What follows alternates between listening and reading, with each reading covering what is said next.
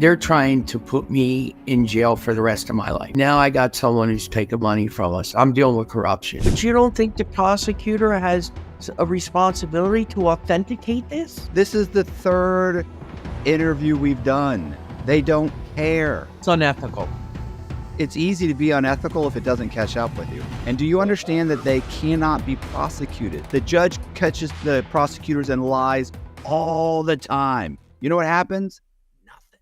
The last podcast we did, they were investigating the other company. It had closed, and you were starting. So you decided to start another company. Where is that? Where do you start that?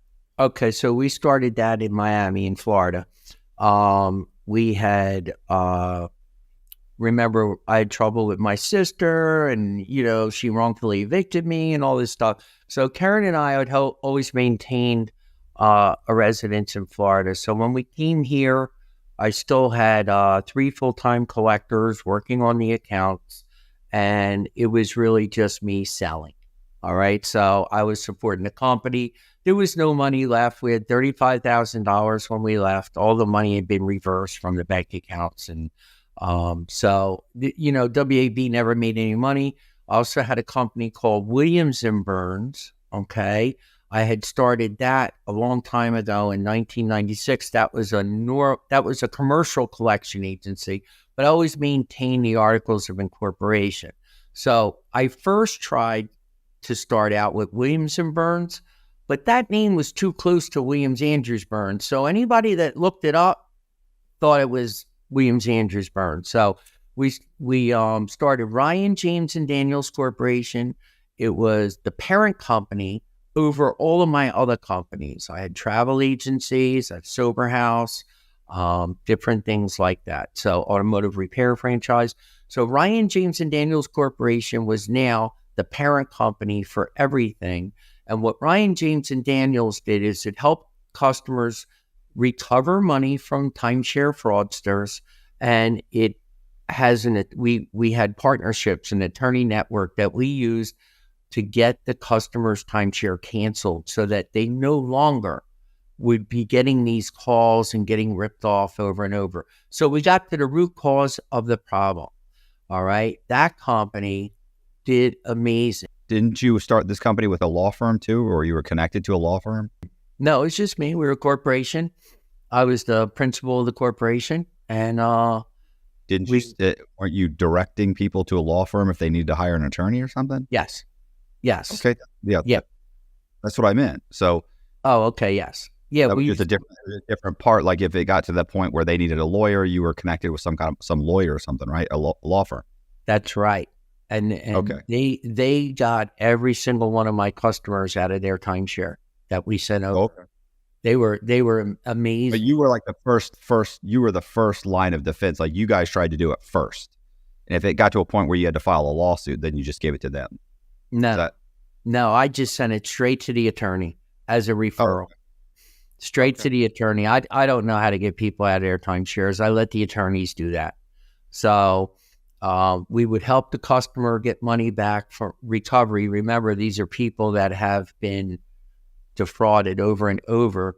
So now they see us help them. Now they trust us. And then they would say, can you help me get out of my timeshare? And then we would let them know that we have an attorney network, and we would send it over to the attorney if they paid us. And the attorney had 100% success rate. I don't know what they did, but they got everyone out of the timeshare. Everyone. Okay.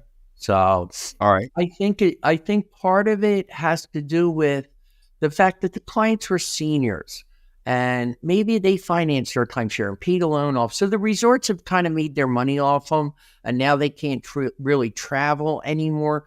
They would let those people out of the timeshare contract because otherwise it passes down like real estate. Okay. All right. So that's what we were doing, and we were wildly successful with that. We were the only company that offered the recovery. You can pay other companies to get you out of your timeshare. We have a lot of competitors. Wesley Financial was a big one, but they never offered the recovery service that we did. So I was the only one that I knew of in the country that offered recovery, and we prove ourselves. Now you owe us money. and then they want to get out of their timeshare, and we would send it over to the attorney and they would get them out. Really, really an amazing system. All right. No more listing companies or anything like that. So, so I started that company, and I built that company up quick. That company really took off. South Florida. I just had a lot of talent available to me down here as opposed to New Jersey. And, because in Florida you have vacation rooms, you have different things where people have a better understanding of what we were doing. So they would come in and learn to pitch. So we were a licensed and bonded commercial collection agency, and we referred customers to the attorney to get out of their timeshare, and the attorney got them out. And so I built that company up to 125 employees. You got to remember what I do now. I'm a sober alcoholic. February 1st, I just celebrated 8 years sober, and I was known as a second chance company. If you had a felony, or you were trying to get sober, or trying to change your life or rebuild your life, you got a fresh start with me. Okay, people helped me. I didn't deserve it, and I was going to help them, and that's what I did. I believe in offering people a job helps them recover from alcoholism and addiction, because you work 8 hours, you sleep 8 hours. Now it seems manageable. You now only have to stay clean and sober 8 hours, and so you could change your life with my company, and I wouldn't hold your past against you. So we had, I didn't care what race you were. I didn't care what religion you were. We have Muslims that we let use the conference room at 3:00. I didn't understand their religion, but they said they wanted that. No, okay, use the conference room, and pray at 3:00. I thought it was kind of nice, actually. And so that's what we have here. We're relocating people from all over the country. I have pretty much the majority of the employees were minorities, African American, Hispanic, and word gets around when you have a company like this that there's no ceiling here. If you like other companies I've heard, if you are a minority, there's no stopping. You can go as far as you want here, and no one's going to stop you. So people were, wanted to work here. And of course, salesmen want to believe in a product they can believe in. And helping seniors get money back from fraudsters and getting them out of their timeshare is a good product. So that's what happened there. So how many employees did you have? I had 125 that lost their jobs in a single day because of the government. All right. How long did it take you to build the company up? A few years. Okay. A few years. During that time, you didn't hear from the FBI at all? I mean, you weren't... Nothing. I had a reverse proffer in 2020 on Williams Andrews Burns, and that's where the government lays their cards on the table, so you take a deal, but they didn't have anything. So, right. I mean, I'm not taking any deals. You know that. I didn't do anything wrong. I'm not taking any deals. And but no, other than that, complete and utter silence. But I continued to pay my attorney a lot of money because in preparation that they might do something like this. Thank God I did that, because the day I got arrested, they took the money from the bank accounts. So, I mean, thank God, so he's paid. These guys aren't going to defend you if you don't pay them. And, so that's why I have such a good attorney, because I continue to make weekly payments to him every week. So now I have Ryan James and Daniels Corporation. We're A-rated with the BBB. We have a few complaints, but nothing we can't resolve. We have over 4,000 clients, I think it was, 4,600, something like that. 9 complaints, So you just get complaints in business. Sometimes you just refund people, if they can't do it. So it was really going strong, and we were on course to do 15 million in 2023. Locations in Miami, 2 offices in Miami, couple of locations in Fort Lauderdale or Pompano Beach, actually, a couple of locations in Hollywood, Florida. In Jersey, we had locations, and we were growing. I was about to double the company size.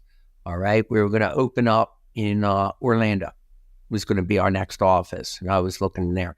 No problem. So I never even thought, I thought the FBI thing went away, actually. I figured they realized that we didn't do anything wrong, that the customers were getting more back than what they paid. Pretty simple, right? I mean, the government submitted in the discovery I have, they said it was $3.3 million scam. And, but they didn't count the reversals and bad checks. So over a 3-year period, WAB only took in $800,000 and we collected close to $3 million. You know, so that's how the numbers should work when you're a collection agency. Right. So, and we had, you know, everyone was happy, meaning our clientele, our employees. We had, when they shut us down, Ryan, James, and Daniels, they didn't just, in a single day, 125 people lost their jobs. But if you take all the jobs that were affected and lost by this, it's closer to 500. And so here's what happened. All right. Ryan, James, and Daniels Corporation's going just fine. We're A-rated with the Better Business Bureau. Karen and I are tired. We're working 10 a.m. to midnight. My wife's 62. I'm 59. I'm going to be 60 soon. And it's too much. It's a lot of work. But we're both workaholics. And we're trying to take a lesser role in the business and let the business put it up for sale and let the business function without us. So in doing so, we were trying to hire a new controller to take over payroll and stuff like that. So Karen didn't have to do that. That's what we were trying to do. So we hired Lynn from, you know, she had all the credentials. She was CPA, graduated from University of Miami, and we bring her in. We decide to hire her. I start her out at $125,000 a year, big firm, growing firm.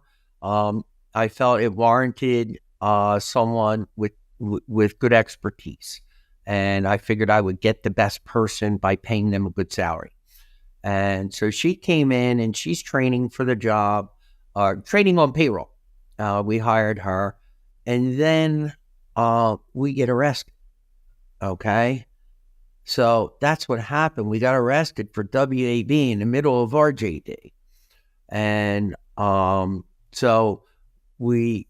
They came to your house, they knocked on the door, they asked you politely to come down to the local FBI office. Yeah, they roughed me up, they shackled us. Guy kicked me in the leg, took the skin off the back of my leg. I ended up over at the hospital that day, and they perp walked us out. It was like, you know, those shackles around your ankles where you can't take a full step. They did that, and they put them up here like this. And I don't know why they had to do that. They could, but they did. All right. And so they came to the apartment in the middle of the night again, take us out, rough me up. I ended up in the hospital as a result of it. And, but we bonded out that morning or afternoon so that we could come home. And so we come home, the whole company's in an uproar. Bill and Karen got arrested. So I go around to all the offices the next morning and explain to everybody that this doesn't have anything to do with Ryan, James, and Daniels. This has to do with a previous company I owned in New Jersey 5 years ago. And Ryan, James, and Daniels is fine. So that's what I, let everybody know we're fine. So what happens is when Karen and I went to court and bonded out, they gave us what do they do? What do they call that?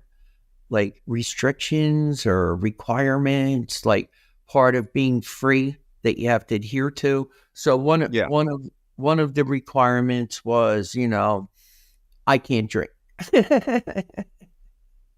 So, right. tough one for me, right? I can't drink anyway. I felt like, no, I don't. and PII, personal, I can't see people's personal information, name, address, phone number, stuff like that, which is, it's so vague and it's weird. So our attorney said, we can do payroll, we can still do things for our JD, but they don't want us looking at maybe the customer information, I guess it was. Right. So Karen could do payroll because we're set up on ADP. They're all set up in the system. You just punch a number in, and they get a check and or a direct deposit. All that was done. But we were hiring Lynn, to, take over that job because we didn't want any misunderstandings. Okay. I knew that they were after me. Look, let's take a back seat. Let's hire people to run this business. And so what happened is that my pretrial officer, Jimmy Navarro, comes to the apartment, and we knew he was coming that day, and we had a customer service department in our den. So we had 4 desks in our den. It was a 3-bedroom den apartment. And so he comes in, and I only find out now that he had like a no search. He was just coming out to check on us, but he had, saw the den and the desks in there. And I had given the girls the day off because I knew he was coming. I don't want them to see that, a pretrial officer coming to our house. And he said, "Oh, what's this in here?" And we're like, "Yeah, that's customer service." And he said, "Can you open up a drawer?" And I didn't know my rights. Opened up a drawer, and what he saw was a payroll check, and said he saw a payroll check. It was payable to one of our employees, and he said this, and when he wrote it up. But Diana Carrick took that as PII. The federal prosecutor took that as PII, and it wasn't. It wasn't PII. So they're trying to violate me. This is the first. This is the first thing. So we didn't know our rights. He was just come to take a look around. He asked us to open up a drawer, filing cabinets and stuff. Like, okay, here. Well, I guess we've never been in trouble before. I don't know my rights. So that was the first thing that they were trying to violate me on, not Karen, but me. All right. So the second thing is we have this Lynn, who's a controller, and she comes, she comes back after the arrest, right? And she's learning payroll. Now, we're training her for a few weeks on payroll, and she says she can do payroll now, okay? So, because me and Karen just want to take a step back from the business. And so I said to Karen, just in case, because we have 125 employees, just in case she doesn't get the payroll down, you do payroll, Karen, and in private, don't tell her. So payroll's due Thursday at 4 p.m. And I say, Lynn, come bring me payroll. And Lynn says that her Excel crashed on her computer and she didn't have nothing saved, and no payroll is being done, right? So 125 people aren't going to get their paycheck. And my IT guy said that Excel had autosave on it and that she didn't do any work. All right. So what? She didn't do any work. Now, her discovery says that, and this is what's getting Ryan James and Daniels Corporation. So it was intentional. It was sabotage. She knew we were arrested, and she's emailing the government. And she emails the government these things about me. She says, I give Trump $50,000 a week, which I'm a Democrat, right? I mean, anybody looking at what she said, you got to understand, Lynn fell asleep at work. She was a little bit older. I was giving her a chance. And, a lot of times when you give people a chance, and I thought maybe she just needed a couple more weeks to pick up payroll. I was giving her a chance. Those people work out really good when they get it, So I'm giving her a chance, but she's working with the government, not doing my payroll. She says, I'm running for mayor to get more clients for the RJD scam. She says, I'm giving $50,000 monthly to the Catholic Church to assuage my guilt from stealing from seniors. And she says that my lawyer, Lee Bartan, is assisting me with the scam and giving me direction, like he's part of a scam, So I could go on, but she's a nut job. I hired a nut job. I didn't know. So I was mad. I said, look, leave. Just leave. I was so mad. And I was like, when she couldn't do payroll and gave me nothing. So over the weekend, I'm talking to Karen, and I'm like, maybe she just needed more time to pick it up. Let's bring her back at half salary, all right? And see if she can get it. Maybe she just needs a couple more weeks. Because we've already invested a few weeks of training and money and stuff like that. And she does have good credentials on paper. She's CPA, University of Miami graduate. So when I brought her back at half salary, that's when this stuff happened. She was mad that I wasn't paying her $125,000 a year. I brought her back at 50% of that. And I said to her, once you do a successful payroll, I will bump you back up to 125. But instead, she decided to sabotage the company. And one day when Karen and I weren't in the office, Lynn took a thumb drive and copied all of the company records, all the employee records, the clientele, the bank information on thumb drives, and gave that to the government. Okay, so I didn't know she was doing that. I found that out in discovery later. I just thought she couldn't do payroll, but it was an attempt to. I mean, with her credentials, she could have done payroll. So again, we were arrested. We got people working to sabotage us, working with the government. Same shit. Have you found out yet why she was working with the government? Oh my God. She said some kind of statement that the two people that you don't, some kind of saying, like she was mad that we cut her salary in half is what it was. I thought she was working with the government prior to that. What do you mean prior? Prior means before. Before you cut her salary, I thought she was already working with the government. I think it was after that. Okay. I think it was after I cut her salary. All right. So she came in and we were training her. Then we got arrested. And then she didn't do payroll. I cut her salary. And I think that's when it happened. Okay. That's when it happened. I mean, it's very complex. It's hard for me to remember all the dates and everything. But, in a nutshell, I have my own controller stealing company information. We have since filed complaints. So she wasn't like the other woman, from the other people from the other company where the government sent them in. She wasn't like that. Sure yet? Okay. I'm not sure yet. I know you have discovery. I was just wondering if you figured that out yet, or if they've withheld a specific reason. The court just said that they have to give me everything they have now by April 27th, I think it is, or April 20th. And from what I understand, they never give you everything at first. No, so that could be, I'm suspicious of that, but I'm not sure. I think that she saw us get arrested. She was mad that I cut her salary in half. And she said, I'm going to screw these guys and I'm going to work with the government. And she didn't do payroll to screw over the people in the company. That's what I think. All right. Okay. Maybe she was. But again, these people, they have no right to steal the company information, the customer's financials, account numbers, and routing numbers. She should not be walking around with that information. She's not, so right.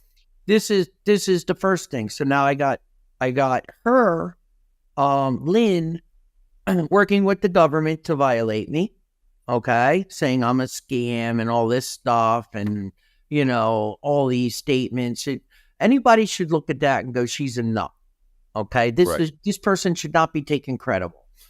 And I have Jimmy Navarro, pretrial officer, saying that we had access to PII And it wasn't PII, it was a payroll check. So PII, now the new controller saying here, we're a scam and trying to get me in trouble. All right. And so that's what happened. All right. Now, the third thing that happened was we have a PACE program, Planned Advancement for Career Employees. And we had hired a person, Enrique Ruiz, who had, all the credentials. So he was in the PACE program. We were trying to advance people up through the ranks of the company so that people could take over the helm so Karen and I could take a break. All right. So we hired this fabulous employee, we thought, Enrique Ruiz. He hits all his quotas, gets promoted to assistant manager, does a great job as assistant manager, gets promoted to a manager, then gets his own shift in Pompano. Built the shift up from scratch to $100,000 a week. The guy was doing a phenomenal job. All right. The next move was for him to be a principal of the company, but we were training him on all the background of the company, how we do the collections, how we do. He had to have that knowledge if he was going to run the firm. And so the day after my arrest, he said, I had an exit interview with him. He did it with me. He said that he called the FBI, and the FBI told him, no one's getting recovery. No one's getting out of their timeshare. The whole thing is a scam. And so they're lying to him. So he comes to me and says, look, I have to, I'm going to start my own business. I'm leaving here. I can't in good conscience. I'm married. I got kids. And the FBI told me that you were a fraud. That this is bullshit. No one's getting any collections. No one's getting out of their timeshare. And he believed them. Okay? Right. And he believed them. And this is what's going on. But what he does is, because he's in the PACE program, he has client information, client financials, account numbers, routing numbers, credit card numbers. He steals the client financials and $60,000 worth of leads. And I guess he figured, what are you going to do, Bill? Call the police? Well, I did call the police. Okay. Right. And I hired a retired BSO detective, Rory McMahon. I said, Rory, I'm under indictment. I got a guy who stole from me. Can you help me file this criminal complaint with BSO? So he's a private detective, retired cop, good cop. And he does. He puts everything together. We have him on video, leaving with everything. We have statements of other people that have been to his office showing that my company's information is over there. And so we set it up with our terrorist office, bring them into the conference room. I sent you the body cam on that. And I go in there to file, a criminal complaint against Enrique Ruiz for stealing the company information and, doing this. So, BSO detectives are there. Detective Scott Schaefer from Broward Sheriff's Office is there. And they're supposedly there to take a criminal complaint. I want to press charges against Enrique Ruiz for stealing the company financials of clients and stealing leads, $60,000 worth of leads that I provided them canceled checks for. Rory McMahon handled this for me. Outstanding private detective. Outstanding BSO when he was there. So unfortunately, when we initially filed the complaint, they came out and then they came back out a second time to sit down and take the formal complaint. But what they did was Scott Schaefer looked me up, right? And sees I'm under federal indictment. This is the BSO deputy, okay? So instead of, taking my complaint, he contacts the federal prosecutor. I have this guy here. He's under federal indictment with you. So he starts working for her to get me in trouble. All right. So he said I had access to PII again. This PII is crazy. I don't know what it is. It's a phone book. If I'm near a phone book, I'm going to get, it's really just a setup to get you violated. That's all it is. So we were showing them, I showed him a template of the leads on my computer. This is what you're looking for when you go in there. I'm thinking they're going to go in and make arrests and get our leads back. This is what they're leading me to believe as well. But instead, he says I have access to PII. He's on the phone with Prosecutor Carrick. I sent you the body cam. The whole thing is, once again, we got Enrique Ruiz stealing because of the government. We have Broward Sheriff's Office not prosecuting it and then turning against me, and I'm in Broward County. They should be looking out for companies in Broward County, not working for them. And we have the controller. Come on, man. This whole thing is just ridiculous what they're doing. So Enrique Ruiz, and Jader Lopez, what they do is they call our clients because they stole the information, and they're telling the clients, RJD is a scam. We'll get you the money back from RJD, pay us $20,000, and we'll get you out of your timeshare. So people were paying them, and then when they sent them to get out of the timeshare, our firm had already got them out. The timeshares were canceled already, but they weren't refunding anyone. So we figure $1.5 million is what's been stolen from our clients for no services rendered. There was no timeshare to cancel because RJD already got them out of their timeshare. And there's no money that they can get back from RJD because the government took it. And they're telling these customers this, and they're telling them that I have a court date in April, and that after my court date, the court is going to refund them the money that they paid RJD. How do I know this? The customers are emailing the judge asking when they're going to get their refund. The judge is emailing this to my attorney, and my attorney's sending it to me saying, and I'm like, yeah, that's Enrique and Jader. These were the guys I tried to. So they did that. The other thing that Detective Scott Schaefer did with BSO was he checked with the Federal Trade Commission to see if I had any complaints. All right. So it turns out I had 89 complaints with the Federal Trade Commission. Who's filing those complaints? Enrique. Why? Because he knows the RJD system. That was one of the things that we always did for our customers, that were ripped off. We would file a Federal Trade Commission because if they see a pattern, they'll go after a company. All right. So we follow. So he knew that, but except he was following them against RJD. Now, of the 89 complaints, all right, 95% of them were inquiries. They were caught people just filling out saying, do you know anything about RJD? Is it a good company to work for? It's not a real complaint. There were five. Right. There were 5 complaints, and I'll tell you why I'm telling you this in a second. Okay. It was all presented to a judge as if I'm a scam. There were 5 complaints. The first 2, they said they paid RJD like $23,000, $33,000 by credit card. We don't take credit cards. So I don't know who they paid, probably Enrique, but they didn't pay us. And the other 3 were customers that had, so they weren't even clients of ours. And the other 3 were customers that paid about a month before the prosecution shut the business down. And so they didn't get any service, but they did get refunded because they took all the money. So the reason why I'm saying this is I am being dragged into court saying I have violated my pretrial release. I need to be put behind bars because I'm a threat to the community. And here's why. He has 89 Federal Trade Commission complaints against his new company, Your Honor. Don't they have an obligation to validate those complaints?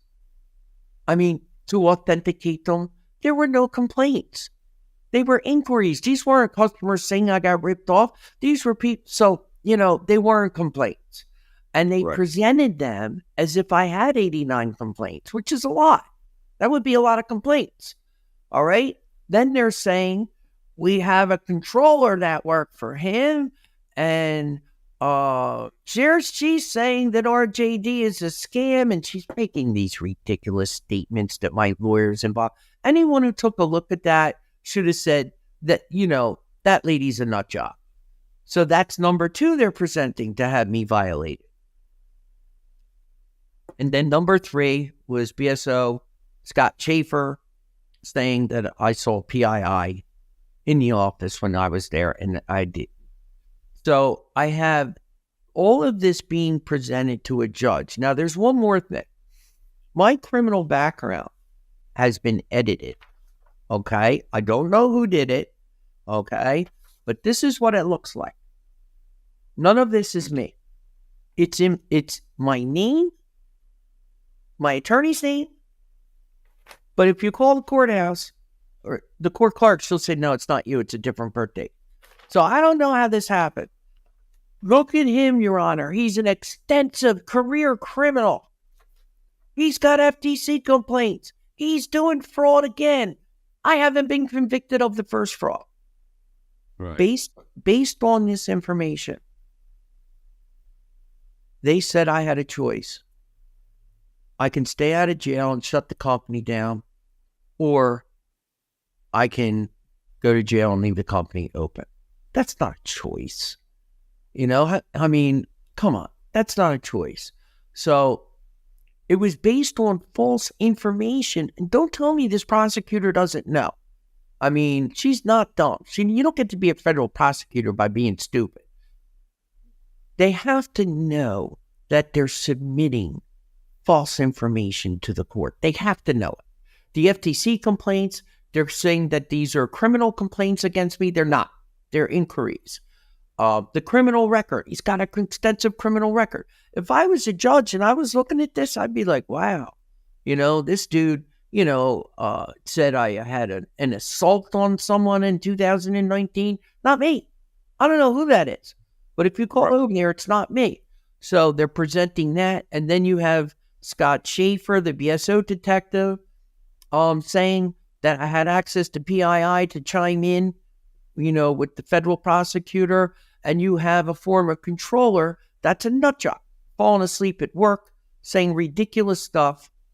You know, your lawyer should put your name on the witness stand or on the witness list, and then bring the other guy in and have him get on the stand.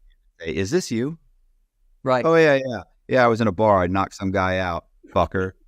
You know, hit my girl's ass.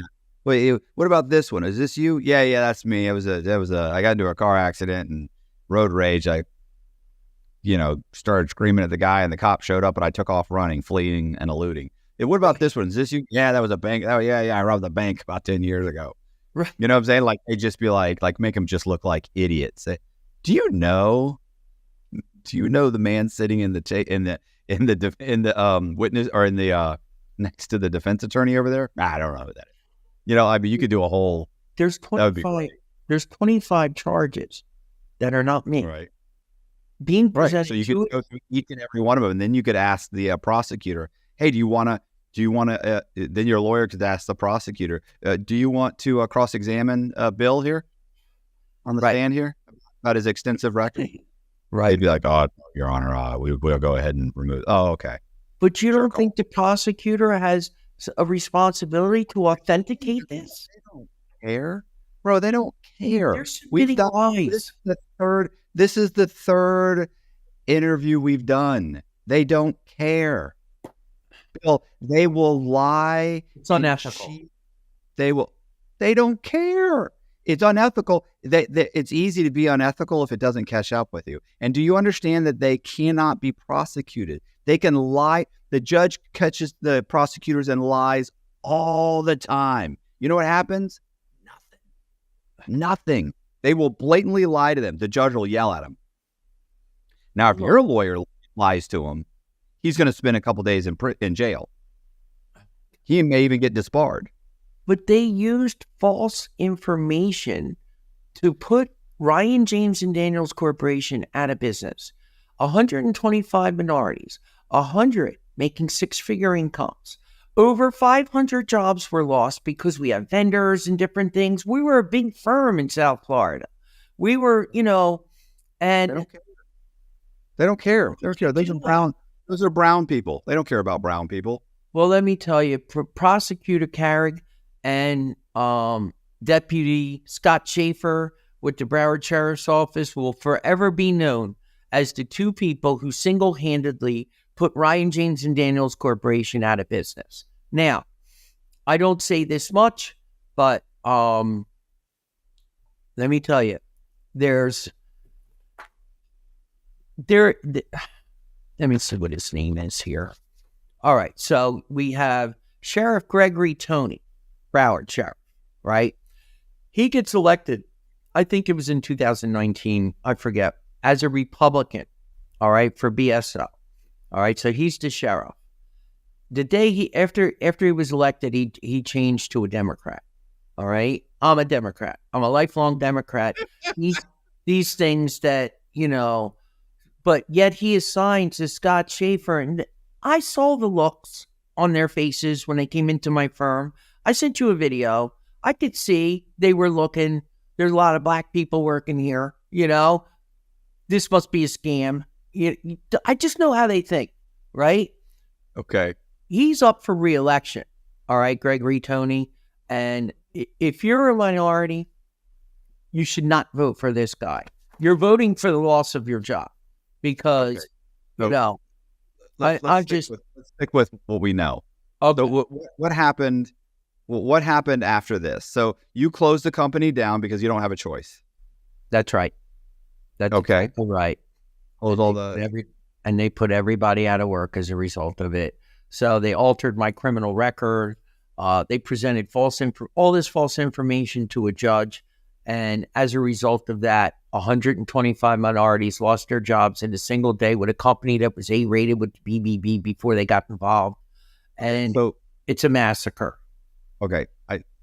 So didn't your lawyer stand up and say, Your Honor, this is not my client? Well, this is not his criminal record. Lee Vartan said the government sandbagged him the day before court. A lot of these things were presented at last minute, and he asked, can you give us a week so we can look it over? And we weren't given a week. And we all believe now that given a week, RJD would still be open. Okay. It would still be open. Give you that. The government also probably realized if we give them a week, they'll figure out that we're stacking the deck against them. So what they said, I would have a chance to go through all the Federal Trade Commission complaints and realize these were just inquiries. So what they say, you have to make a decision right now? Right. That was it. So it was either jail and keep the company open or stay free and shut the company down. Okay. So I'm not going to jail. That's not a choice. It's not a choice. Yeah, it's not that bad. But I hear you. I'd rather be free. And let's face it, the company's not going to run without you for very long. So, all right. So these people get let go. So then what? You eventually get discovery, and when you get discovery, you find out you figure all this out. That's right. I realized that everything that's going on is just one big fabrication. Lynn's not credible, and they're using Lynn, the controller, to investigate RJD. The whole PII and everything else that's going on with the BSO officers. You have to realize that Enrique is still stealing from the clients. And this has Rory McMahon, the private detective, upset. He's stolen $1.5 million from the clients because he's charging them to get money back from art. So they're allowed to stay open, okay? But we're being shut down, and we were the legitimate firm.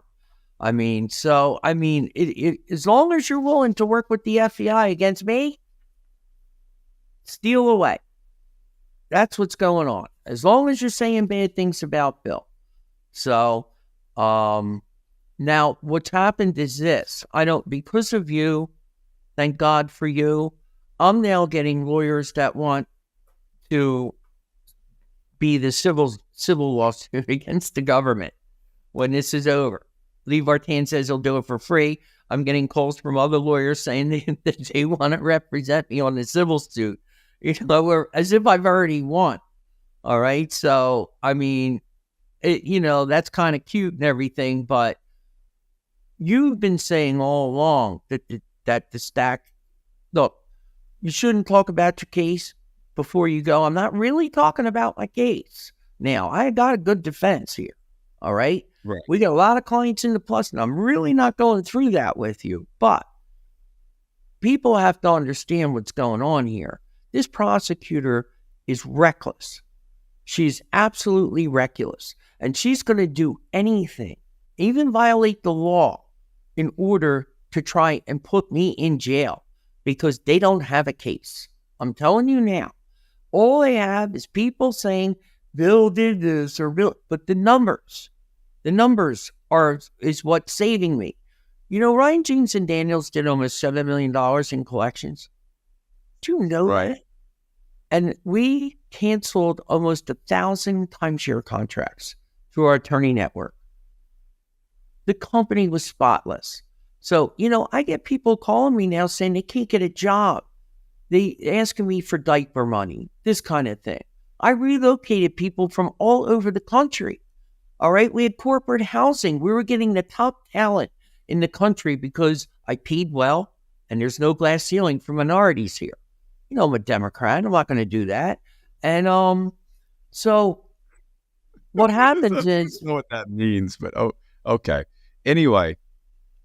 I'm saying I think this is the swamp, deep state Republicans. I don't know what it is that my sister started something and now they've spent like $10 million on what they're calling an $800,000 fraud. Like, what is going on here?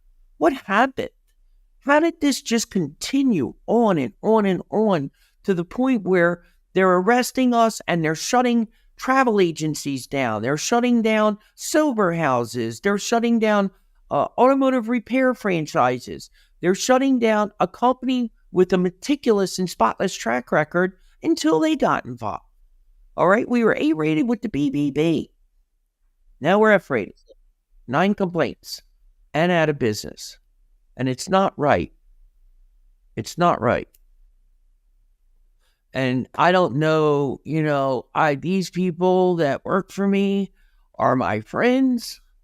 You know, and I've seen them change their lives. I changed my life. I'm a sober alcoholic. And I watched them, you know, they just needed a break. You know, they had a felony, maybe related to drugs or alcohol. They had, you know, no one would hire them. I gave them a chance. You get a fresh start with me. And now no one will hire them because if they put down they work for Ryan James and Daniels, no one will hire for them now. So they're in a worse spot than when they started. And, so, you know. So, Bill, after seeing the discovery, are any of the employees that were working for you in the second company, are they on the witness stand now? Are they testifying? No, there's none of that. They basically the only thing I know is there's an agent named Nicholas Henry that is going after 2 of my senior citizen collectors in South Jersey, banging on their door, 163, 167, and they keep telling them they don't want to talk to them, and they're represented by an attorney, and this Henry keeps going out and says, you're going to answer our questions one way or the other, like outside their doors. And they know that they put me in the hospital. So they're afraid of these guys. We're going to, you know, they're threatening outside their front door, you know, and these are seniors. We were seniors helping seniors, Matt. That's what we were doing. And, you know, they're terrified. Everyone is scared of this reckless prosecutor out for me and will annihilate anybody that stands in her way. That's what's happening. All right, so let's go back to... It was a $15 million a year company. They put it down in a single day. Who has the right to do that? Well, nobody, but that's what the FBI does. So this all started with the complaint from your sister and brother-in-law who initially filed a complaint because they wanted your dad to be placed into a home. You wanted him kept in his house, which is where he wanted. You were going to take care. You were taking care of him. That's right. And they Wanted they wanted to put him into a home so that they could start liquidating his assets. and the moment they got it. And the moment they got control of the assets after filing complaints, the FBI comes and grabs you and arrests you, and they take over his finances. They immediately write something like $200,000 worth of checks to your brother-in-law, some in cash, some directly to him. And then you go and open up a second company, and boom, they start an investigation into you then too. We just heard about the second company that the FBI has shut down. And it's because they're giving them fake information. They're saying I have an extensive criminal record when I don't. I'm felony free my whole life. Right. So if you were a judge, how could you make a decision? If you have to make a decision on that, they're looking at me being very disrespectful to me in court. I'm a veteran. I have no felonies.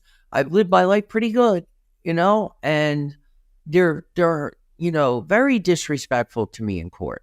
We think he's committing more felonies. You ain't convicted me on the first one.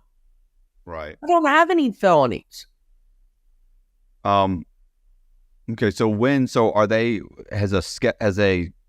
so you got the first wave of discovery. Your lawyer went back and requested additional discovery. I'm assuming he's making specific requests now. There was a court order to tell the prosecutor that they had to give us everything by April 17th, I think, or 27th, 29th, by April 29th. So then I'll get the whole story. Yeah, well, you probably still won't get it. So then you have to go back and ask very specific things. I mean, they'll just withhold it. There's no benefit to them providing you everything up front when the judge is going to allow them to ambush you with it at trial. He's going to say, justice. What do you mean? I mean, you don't really see, or you can't possibly believe all that at this point. I mean, that's not. I don't think a judge. When you're a judge, here's what happens. Judges forego millions of dollars, Matt, in income in order to become. They forego millions of dollars because they love the law, they believe in the system, they believe in justice. So they forego millions of income in order to be a judge. And I just don't think that they would do that. That's super cute, but that's really not what's happening. By the time someone becomes a judge, they're probably already independently wealthy. And a judge is an opportunity to kind of kick back. They don't read the motions. They have clerks. They get a budget so that can hire clerks, so they can hire people to work underneath them. They have an entire budget underneath, and they get to keep that money forever. They make what? $350,000, $450,000 just their salary to do nothing. And they can still have a practice on the side. And then now think about it. How many people, you're now a big shot. This is way better than money. They're already rich. Judges don't end up taking that job because they want the money. They're already rich. They've been in private practice for 30 years. They love the law and believe in justice, right? Isn't that what it is? Oh my God. Yeah. Who would do that? Yeah. Who would want that then? I didn't know they were already independently wealthy. I thought they still forego millions, I think. Maybe I'm wrong. Maybe I'm wrong. That sounds good, but that's not the truth. I mean, judges are essentially just an extension of the law of the Department of Justice. They basically work for the government. Well, was presented to this judge. I'm lucky to be free today. That prosecution was really upset. I mean, she was mad at me. Let's see. Maybe you got a good judge. It's a magistrate judge. But that's not even the judge that's going to listen to the case. If I was a judge and I saw all these fake criminal complaints and, he's a career criminal and there's 89 FTC complaints and I think I would have put me in jail. I'm very fortunate to be free right now. I really am. And, you know, I think this character is going to come back and try and do something to me again. You know, I really do. They have a weak case, and she openly admitted to my attorney she's got a lot of problems with the case. She knows that. Now my attorney's getting flooded with the collections, the credit card reports, you know, right from the credit card companies. This client paid $2,000, they got back $10,000. You know what I mean? Now we're really starting to build, you know, where is there a fraud if the customer gets more money back than what they paid? You know, so it's really starting to build. I get it. At this point, they're going to go through the trial. The guy, like, if you're thinking the government's going to drop the charges, they're not. They'll come to with some really soft offer. Well, you know, if he just does 3 years. What? That's a soft offer? That's a death sentence for me. A death sentence, but it's going to be rough.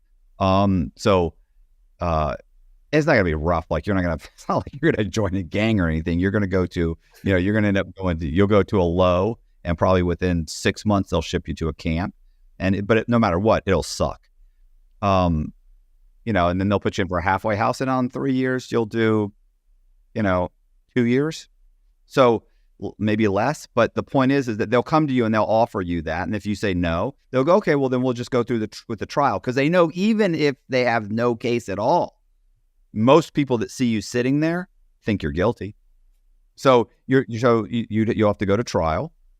And not the people that know me. They won't be on the jury. They won't be on the jury. Right. The jury's going to determine. The jury is the one who determines whether you're guilty or not. And the jury will see you and think white collar crime. They'll make you sound like a horrible person. They'll say all kinds of things. And just the accusations alone nowadays, you're guilty. So, you know, like I said, even if you're completely innocent, you got a 50-50 chance of being found guilty. I'm completely innocent. I have a great attorney, and I have this. This is the rosary. All right. Now, I know you're not a spiritual person, but I 100% believe in the rosary. And the day, oh, you are? Well, I shouldn't say that. I shouldn't, not a religious person, but I'm actually a religious 100%. person. I go to church every Sunday, but that's good. Fine. I understand. Oh God, I'm so sorry I'm saying that. But I don't know why you're saying all kinds of things that are like you're insulting Republicans. You're like, you're going left, and I was like, oh, you got to stop thinking everybody's on the same path as you. Well, this has thrown me for a loop, and I believe. Listen, I'm rooting for you. I would love for you to come back and just laugh your ass off about going in. I'm innocent, Matt. There's not. I would love to see. I would love to see you go into trial and win, and it'd be a 2-day trial or a 3-day trial, and absolutely everybody that gets on the stand looks like a fool.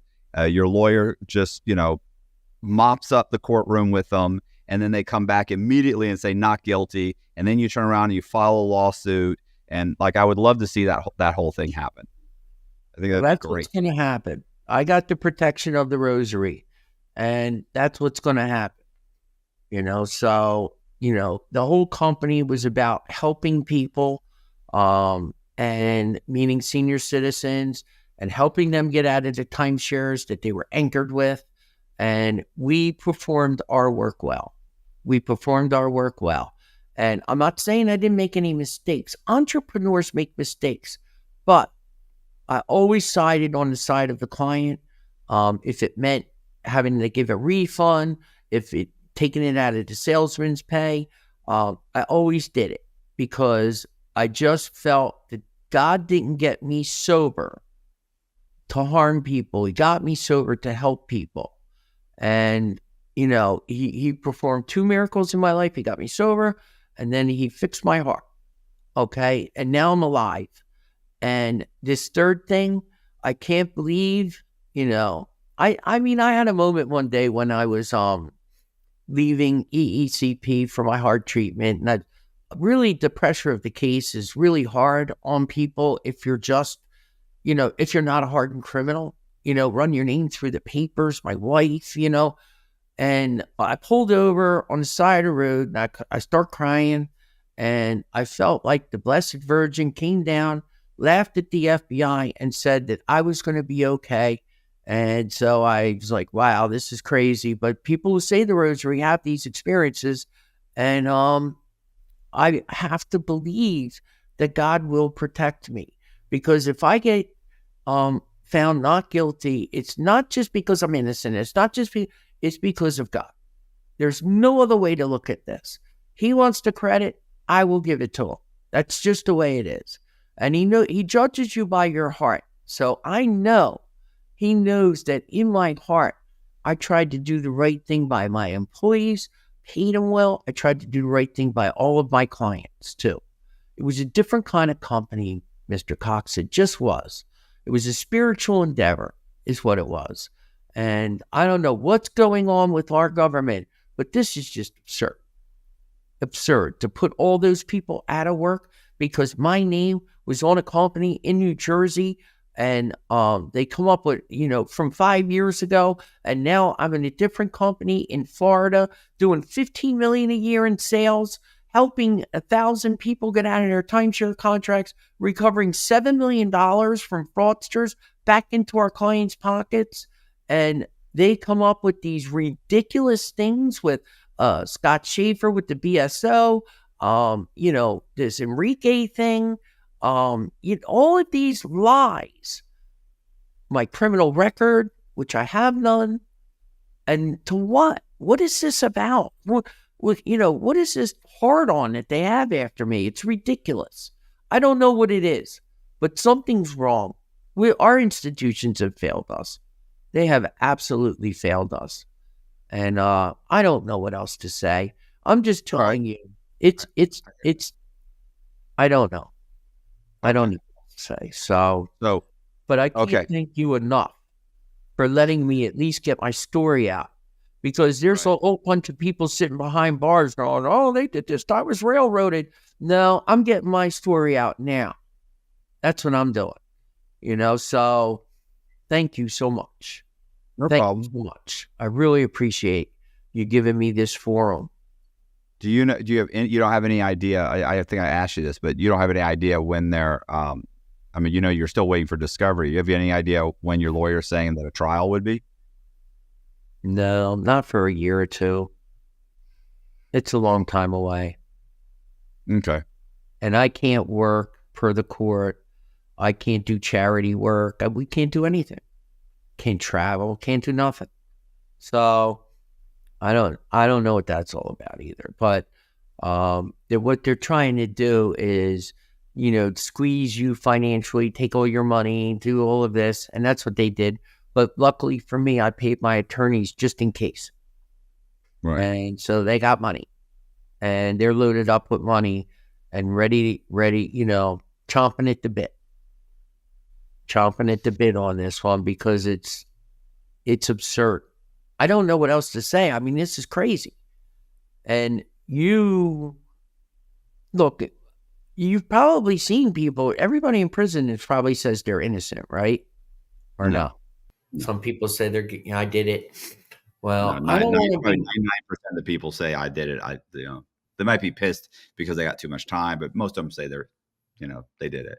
But yeah, there is somebody, one or two people are like, I didn't do what they said I did, or, they exaggerated this, or, typically those people. They can't stop me from running for mayor. It violates my civil rights because I don't have any felonies and I'm not convicted of anything. So I've turned my focus on civic duty. And they're trying to take him off the ballot. I'm not Donald Trump. And you think like that. You're right. That's actually my right. I should be able to run. Well, even if you're a felon, you should be able to run. But you see him trying to take him off the ballot. Listen, the government across the board is just scumbags. They'll try one dirty trick after another because the truth is, the average citizen just wants to be able to watch Netflix, go to work, play with their kids. That's right. Care about it. And if periodically somebody has to go to jail that's innocent, as long as it's not them, they don't care. That's true. You're absolutely right about that. So, I mean, we're not looking into our government at all. We're just working.